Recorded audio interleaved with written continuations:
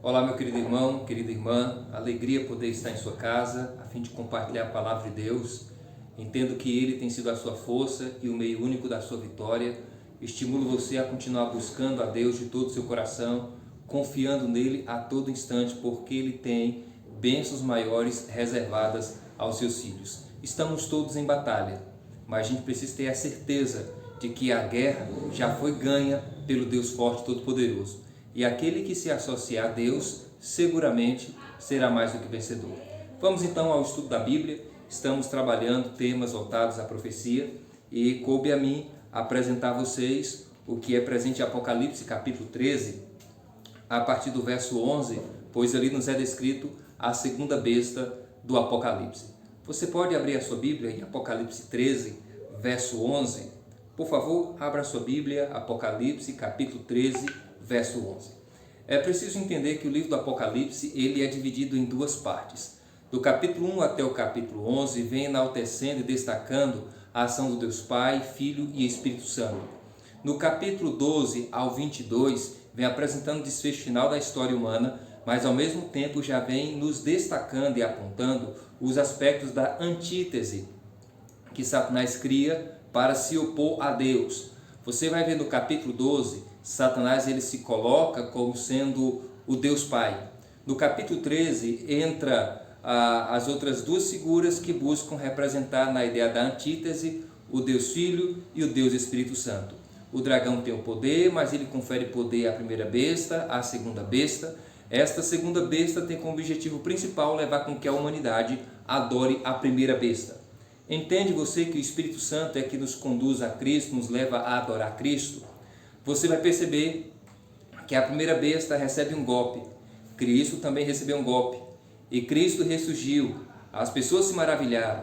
A primeira besta, ela também recebe um golpe, cuja ferida mortal. E quando ela é recuperada, restabelecida, o mundo se maravilha e se alegra. Então esses são os aspectos da antítese. Então Satanás apresenta uma falsa trindade, ele apresenta uma falsa mensagem, ele apresenta uma falsa cidade, ele vem trabalhando as falsificações na ideia da antítese, é o combate direto a Deus. E aqui nós vamos buscar juntos entender um pouquinho mais a respeito desta segunda besta.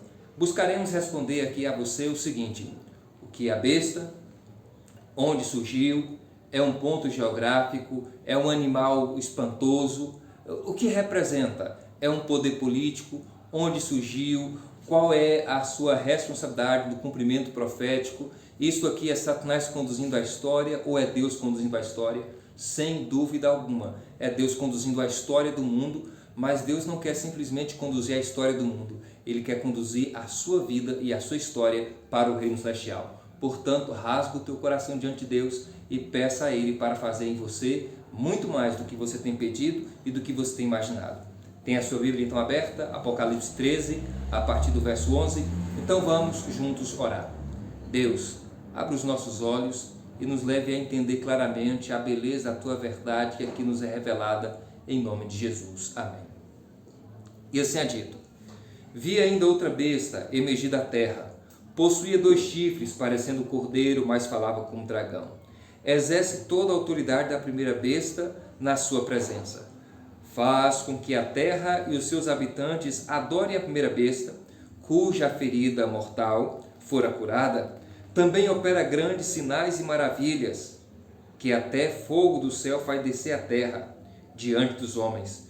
Seduz os seus habitantes, os habitantes sobre a terra, por causa dos sinais que lhe foi dado a executar diante da besta, dizendo: aos que habitam na terra, façam uma imagem à besta, aquela que a ferida à espada sobreviveu.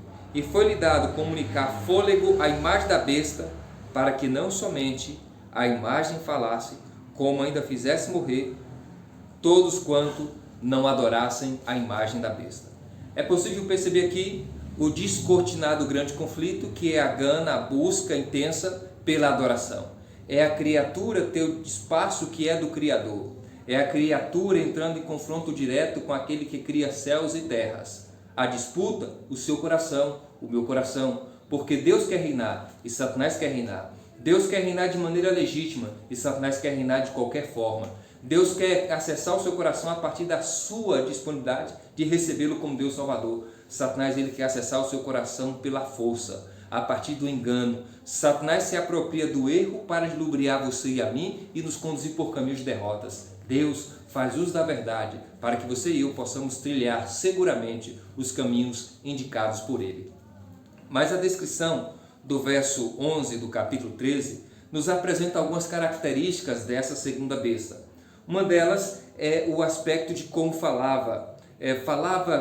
Tinha aparência como cordeiro, mas falava como dragão. Então, é como se João estivesse vendo um cordeiro, mas quando abrisse a boca, falava como dragão, agia como dragão. Entenda que esta segunda besta, ela recebe poder do dragão que é apresentado no capítulo 12. Por sua vez, esta besta, ela age munida e ela é orientada, por sua vez, pelo dragão. Portanto, ela tem íntima associação com Satanás. Satanás, um poder espiritual, mas essa segunda besta é em figura terrena, tem o seu aspecto de materialidade, de contemplação. Aqui não está se falando de um indivíduo, aqui não está se falando de um pequeno grupo, aqui se está se falando de uma nação que surgiu com o objetivo de, como as nações do passado, se levantarem no objetivo único de oprimir o povo de Deus. Nós temos na história alguns povos que se levantaram detidamente para oprimir, para maltratar e para prejudicar o povo de Deus. Vocês podem ver os babilônios, o Egito, a Síria, Roma, os medos e persas, os gregos, foram inimigos contumazes do povo amado de Deus. Então a batalha se fez travada.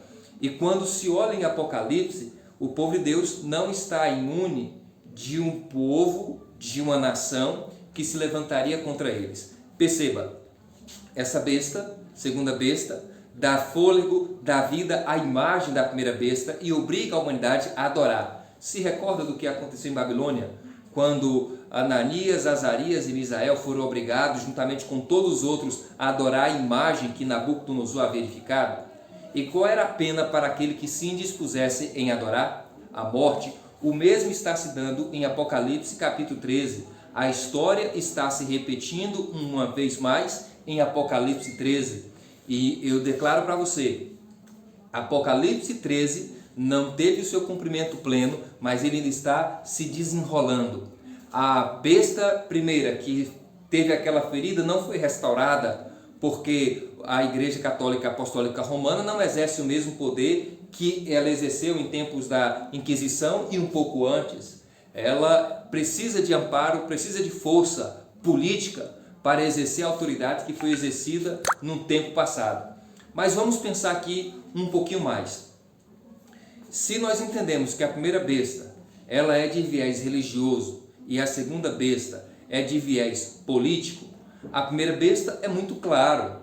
A gente vai entendendo do surgimento da queda do Império Romano, agora vem ali as atribuições de Roma no seu segmento papal e aquela hegemonia, aquela força, a soberania, a interferência da Igreja Católica Apostólica Romana nos governos mundiais, e agora ela sofre um golpe que, de acordo os historiadores, vem apontando como sendo 1798, quando o general Berthier, sob o comando de Napoleão Bonaparte, aprisiona o Papa Pio VI, onde um ano depois ele morre. A Igreja Católica ali ela sente um golpe e ela agora passa a ter o seu processo de restabelecimento nos dias de Mussolini. Só que de lá para cá ela não tem a mesma força, a mesma autoridade que teve no passado. Mas para que isso venha a acontecer, ela precisa receber força e investimento de autoridade de um poder político. E qual seria este poder político? Qual seria a nação atualmente que exerce força, poder e tudo que ela faz dentro do mundo acaba sendo seguido pelo mundo? Qual é a nação que mais influencia o mundo? É uma nação jovem. Ellen White, falando sobre essa segunda besta, ela vem apontando que é um povo que surge de uma terra desolada, onde não haviam pessoas, e como resultado disso, ela iria receber um destaque mundial. Nos dias de Ellen White, falar que os Estados Unidos seria essa nação descrita em Apocalipse 13, a partir do verso 12, era beirar loucura, porque era um país recém-iniciado, estava em sua fase embrionária. Em contrapartida, você tinha a Europa já consolidada, você tinha a China com as suas muralhas milenares, sua cultura milenar, um número de pessoas muito maior, mas por que logo os Estados Unidos? O ideal de liberdade de expressão, de adoração. Lembre-se que aqueles que iniciaram o processo de conquista no território norte-americano saíram fugindo, eles queriam adorar, e liberdade de adoração. Por isso a característica tinha aparência de cordeiro, mas falava como dragão. Em dado momento eles se perderam, nada passa desapercebido à vista de Deus. O que há de acontecer? Então nós entendemos que no capítulo 13 de Apocalipse, a primeira besta traz descrição de um poder religioso, a saber, Igreja Católica Apostólica Romana. A Apocalipse 13, a partir do verso 11, nos traz um poder político, a saber, a Estados Unidos da América. Ellen White é muito clara quando ela faz algumas perguntas: qual nação? E ela diz: só resta uma, os Estados Unidos da América. Um país novo, mas que exerce influência sobre todo mundo, tanto é que a língua mãe, a língua mais falada, universal para o mundo é o inglês. E aí poderíamos fazer duas perguntas. Mas, pastor Anderson, vamos pensar aqui juntos. Quando nós olhamos para o aspecto religioso, vai se entendendo que a religião de maior número de seguidores não é a Igreja Católica mais, porque o islamismo ultrapassou. Já em contrapartida, embora os Estados Unidos exerça essa influência, ela, diante da situação do coronavírus, corre o risco de deixar de ser a superpotência mundial e ser ultrapassado pela China. Haja vista que a China tem mais tempo de existência, a China tem um volume maior de pessoas, é uma nação que ultrapassa os bilhões, e os Estados Unidos está ali na casa dos seus 3 milhões. Como pode isso, pastor Anderson? Será que porventura os Estados Unidos não vai cair e a China vai se despontar? Será que a Igreja Católica não vai perder o seu destaque e o islamismo vai entrar em evidência? E agora, o que fazer? Porventura os Estados Unidos perderá o seu destaque mundial? A Igreja Católica Apostólica Romana, o papado, pode perder seu destaque e evidência no âmbito religioso para os muçulmanos? Não, sobre hipótese alguma. Primeiro pela história, pelo tempo e naquilo que Deus profetizou em sua viva palavra. Se recorda que Deus escreveu a Daniel de maneira muito clara o primeiro reino, o segundo reino, o terceiro reino, o quarto reino e como seria a partir dos pés? De maneira clara, de maneira evidente, Deus apresentou o fim a você e a mim. Nessa situação, busca-se dar evidência à imagem da besta para que todos adorem a imagem da besta. E quando isso se der, meus amados irmãos, quando isso se der, o decreto dominical estará sendo estabelecido. É o decreto dominical, ao ser implementado e tiver a sua abrangência universal, vindo do Congresso norte-americano, chegando a todos nós, aí sim a imagem da besta estará formada e será convidado toda a humanidade a adorar. Aquele que se indispuser no ato da adoração, este sofrerá sanções. A Bíblia declara que eles seriam perseguidos, seriam mortos, porque seremos todos convidados a adorar a imagem da besta. O que a gente pode perceber na atualidade é a aproximação. Mas eu penso duas coisas. Esse Papa que hoje governa, a mentalidade dele é diferente da mentalidade norte-americana, porque a mentalidade norte-americana capitalista, o Papa, ele tem uma postura muito voltada para o comunismo.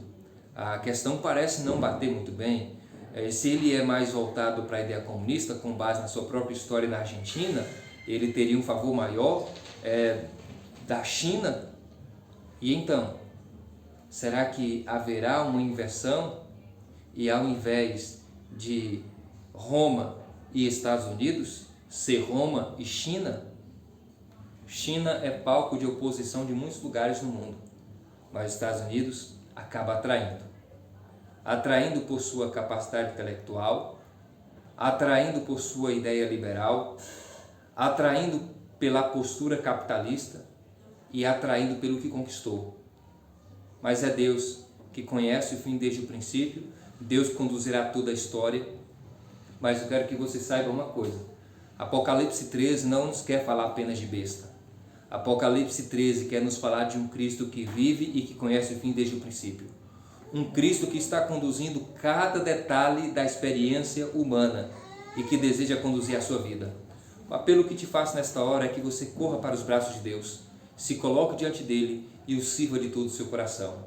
Deus, Ele está falando para você: filho, eu estou apresentando na história o que aconteceu, o que está acontecendo e o que haverá de acontecer. E no final da história terrena, haverá de iniciar-se uma nova história. Eu quero que nessa nova história você possa estar presente. É seu desejo aceitar o chamado de Deus para avançar junto com Ele na construção de uma nova história? Porque se essa é a sua vontade, eu te convido a orar comigo agora.